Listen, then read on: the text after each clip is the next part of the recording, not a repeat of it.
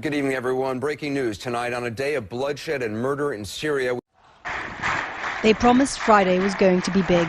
It turned out to be huge. Graphic scenes purporting to show Syrian forces firing on unarmed anti-government demonstrators have been posted on the internet.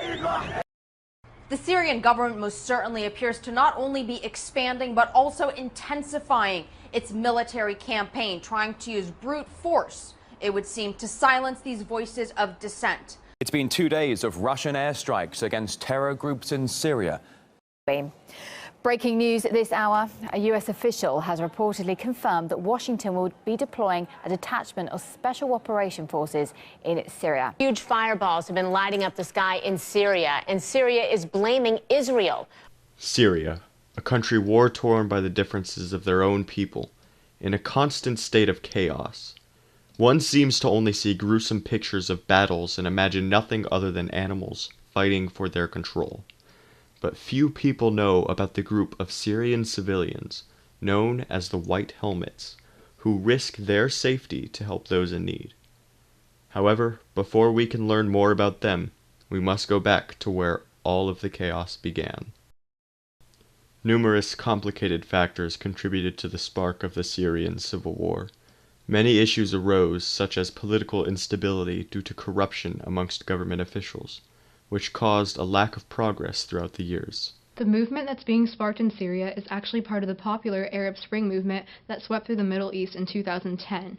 It all started when several Syrian teenagers painted some insurrectionary slogans on a school wall, which prompted officials to arrest and torture them. Soon after, anti-government demonstrators started to come together to call for President Assad's resignation and stage protests which quickly turned violent after the military opened fire on them.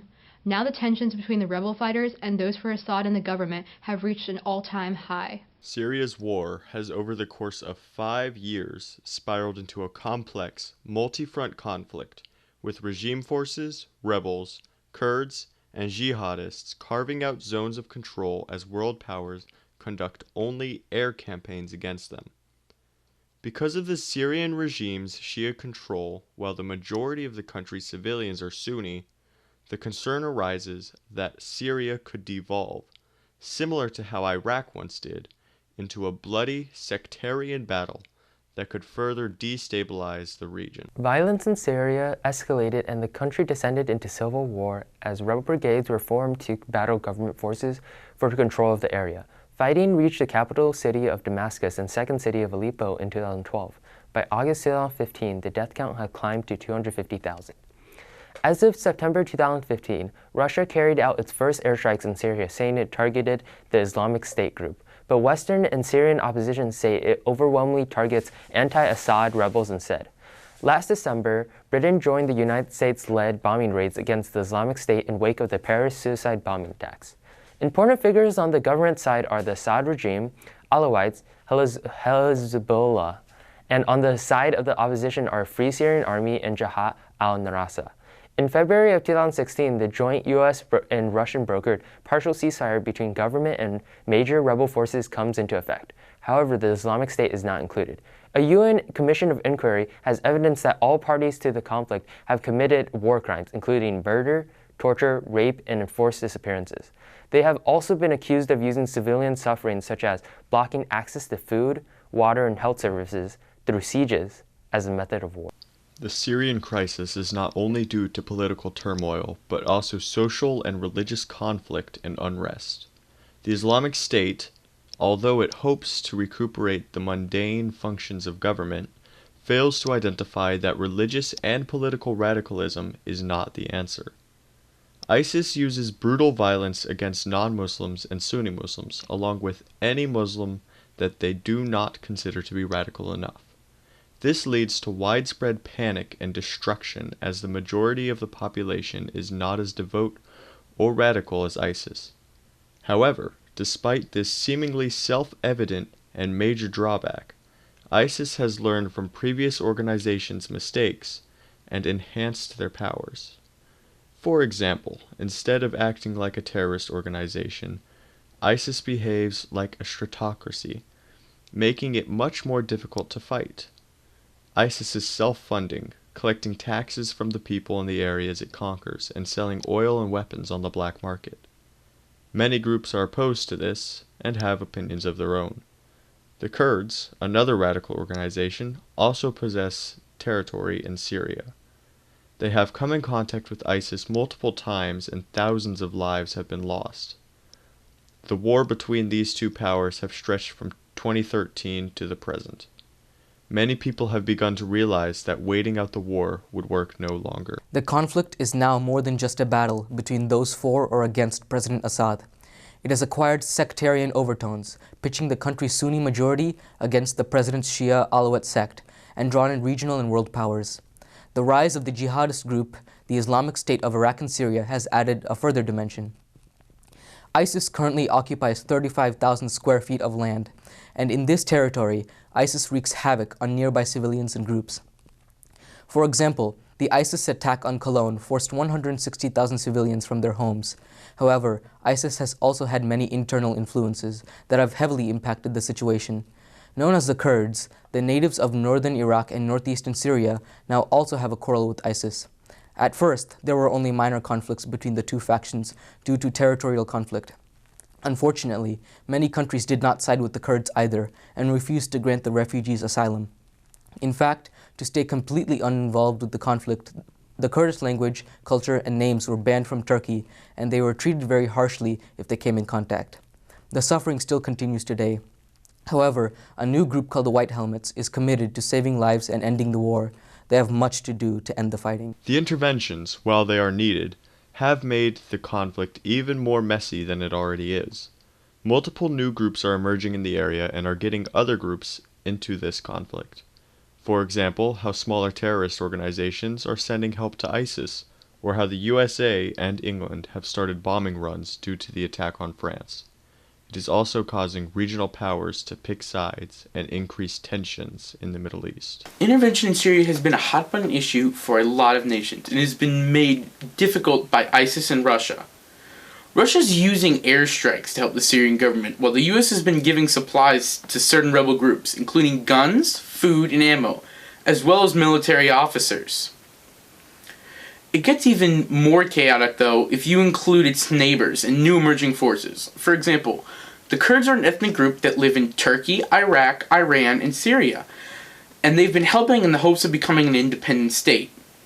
Although Turkey supports rebels, they've been bombing the Kurds in order to keep them from taking land from Turkey itself. But Turkey's also been a very strong supporter of the rebels by setting up refugee camps for Syrians to flee to, and they've even made it extremely difficult for Russia to conduct their airstrikes by making it a no-fly zone for them, and they've actually shot down a few Russian jets, causing a lot of tension between the two nations. And the other nation is the new democracy of Iraq that's coming in to help. Allied with the US, they are using US airstrikes to help fight back ISIS in Iraq and Syria. Thousands of refugees have made the dangerous trip from Turkey to the Greek Isles, seeking a better life in Europe. However, their troubles do not end here. Refugees can be kept waiting for days in crowded registration camps, suffering in the cold with a severe lack of resources. The Greek Isles are currently in the process of deciding whether or not to open their borders to the Syrian refugees. The war has devastated countless towns. In Homs, the once third largest city in Syria, almost every building has been destroyed, and less than half the original population remains. Those who stay are struggling to survive in these harsh conditions. In other places, such as Lebanon, there are no official government-funded refugee camps, so families must live in makeshift crowded camps. Over 50% of the Syrian refugees are children, and these children have lost everything, including their homes, families, and any semblance of order or education. Trouble in Syria is far from over. In addition to the numerous casualties on all sides, the civilians in Syria lack food, water, clothing, shelter, and basic hygiene items. Over 9 million refugees have fled Syria since the start of the war, with the majority fleeing to the neighboring countries of Turkey, Lebanon, Jordan, and Iraq. These countries are struggling to accommodate the influx of refugees, which threatens the stability of the entire region. The European Union has granted asylum to over 150,000 refugees, but the UN Refugee Agency's call to grant around 130 more resettlement spots for refugees has been met with reluctance. Thousands of refugees have paid to be smuggled by sea to the Greek Isles from Turkey, the main transit route into the EU. The Greek Isles are currently in the process of deciding whether or not to officially open its borders to the refugees. For now, there are 6.6 million refugees displaced within Syria, living in constant fear of attack. So far in the conflict in Syria, there has not been a clear good side and bad side. The U.S. is currently backing and supplying resources to the opposition army, and all groups involved have resorted to brutal violence to achieve their goals. However, amidst all this conflict, one group of heroes has emerged. The White Helmets are just ordinary men and women who saw the need for protection in their country and took it upon themselves to provide it. They're an unarmed and neutral group, composed of volunteers from all sides of the conflict, dedicated to bettering the lives of civilians in Syria. In the aftermath of government airstrikes, when barrel bombs, each one equivalent to an earthquake, rain from the sky, the White Helmets are the people who search for injured people, trapped under rubble, or otherwise unable to get help, and provide them with the medical attention they need.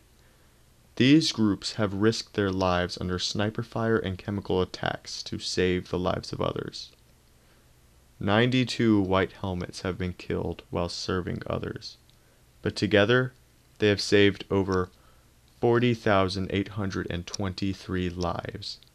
In addition to that, they also provide basic public services, such as reconnecting electrical cables, delivering safety information to children, and securing buildings to approximately 7 million people across the country. In a time of bloodshed and chaos, where human lives are treated as collateral damage, the White Helmets serve as a beacon of hope for the Syrian people.